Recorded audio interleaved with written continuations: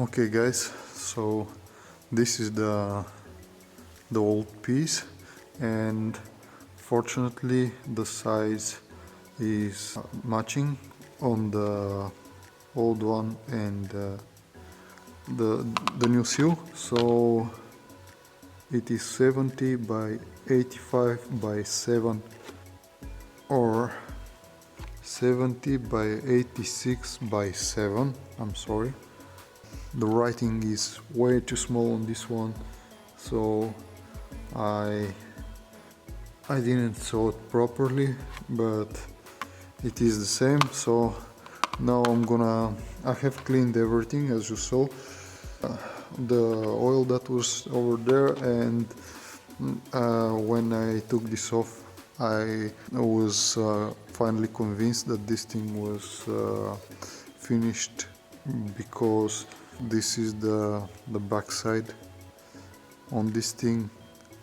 You can see that this was already chipping and everything is covered with all sorts of contaminations. And on this side over here there is oil and dirt and dust, which means that this was leaking long before I disassembled this clutch, and was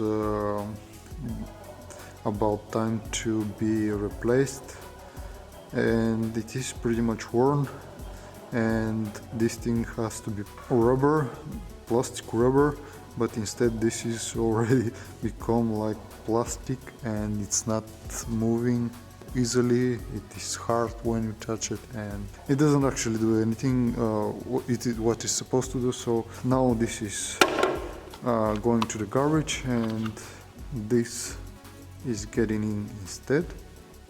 So I'm sorry, you can see that they are identical, but this is way fresher and nice looking.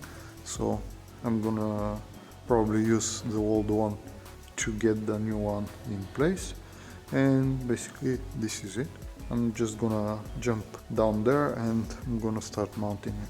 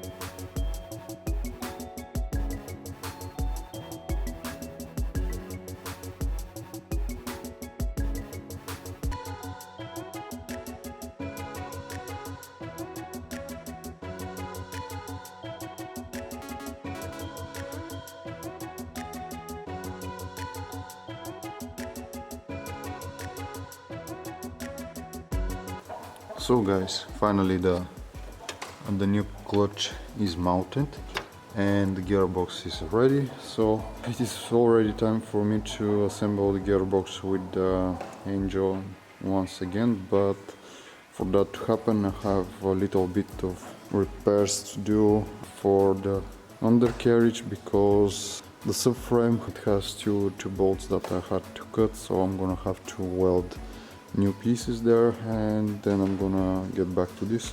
I'm guessing that I'm gonna try actually to get that one video, but I'm not sure I can do that, and I'm thinking that now I can disassemble the front shock absorbers and replace the springs, but we're gonna see what is gonna happen, what I'm gonna tackle next. So I'm getting back to work for now.